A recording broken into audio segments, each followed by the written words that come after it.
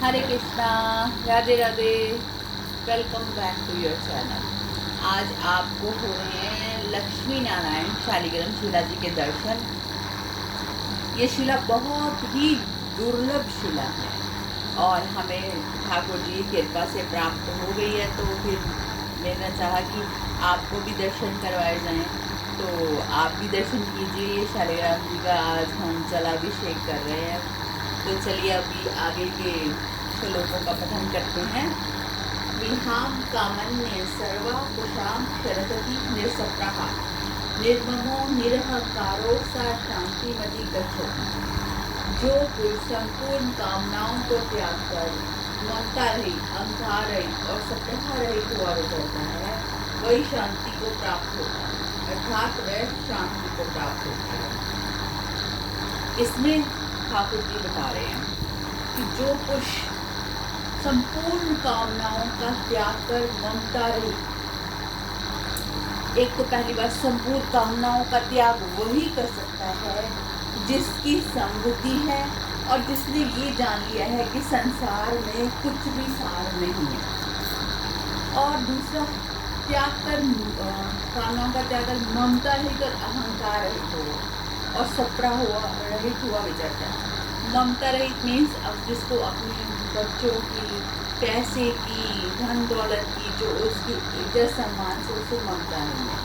अहंकार रहित है, अगर वो पैसे वाला तो उसको पैसे का अहंकार नहीं है, अगर उसका स्वस्थ शरीर है तो स्वास्थ्य का अहंकार नहीं है, बेटे पोती पोताए और अपने धन दौलत, अपनी खूबसूरती, अपना ऐश्वर्य, इन चीज़ों से रहित होता है। और सबसे आजकल सप्ताह का बहुत बड़ा जमाना है कि मैं उससे आगे निकल जाऊँ, वो उससे आगे निकल जाऊँ, मैं उससे कंपैरिजन करके मैं छोटा कैसे, मैं बड़ा कैसे, वो सप्ताह ही हो। वही शांति को प्राप्त जिसने ये सब चीज़ों, जब बात आती है संपूर्ण कामनाओं के त्याग की, तो उसमें ये सब कुछ आ जाता है। ममता, अहंकार, सप्ताह इत्यादि सारे के सारे अवगुण इसके खत्म हो जाते हैं और वो शांति को प्राप्त हो जाता है, अर्थात वह शांति को प्राप्त हो, शांति को ही प्राप्त है। नेचुरली जिसके मन में किसी चीज़ की तमन्ना नहीं है तो उसको शांति तो मिलेगी। ऐशा ब्रह्मे सिद्धि पाठ नैनम प्राप्ते विमुहति स्तस्ता स्तमंत काले अपनी ब्रह्म निवारणाम वंशति।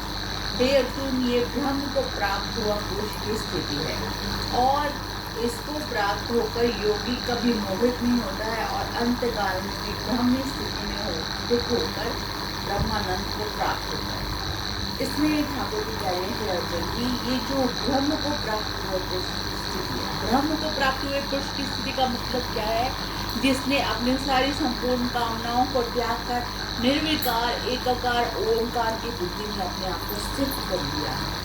इसको प्राप्त होकर योगी कभी मोहित नहीं होता। जब वो इस स्थिति को प्राप्त हो जाता है, उसको अपनी जिंदगी का ध्येय पता चल जाता है, तो वो कभी भी मोहित नहीं होता, भ्रमित नहीं होता और अंतकाल में ब्रह्मी स्थिति को प्राप्त होता है। ब्रह्मी स्थिति, अंतकाल के समय ब्रह्मी स्थिति एक बहुत उच्च कोटि की स्थिति है।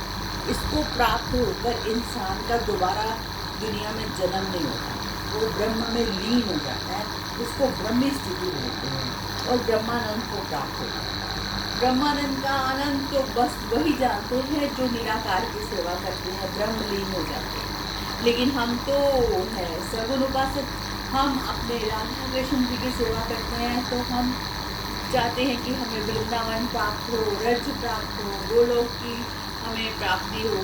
तो इसमें जो साकार वक्तव्य में अपनी बात करूँ, ये गीता जी में नहीं लिखा, गीता जी में तो ब्रह्मलीन पुरुष की स्थिति के बारे में लिखा है, जो सभी इच्छाओं से विरक्त होकर ब्रह्म को प्राप्त हो जाता है, सारे अनंत को प्राप्त होता है, उसकी ब्रह्म स्थिति होती है।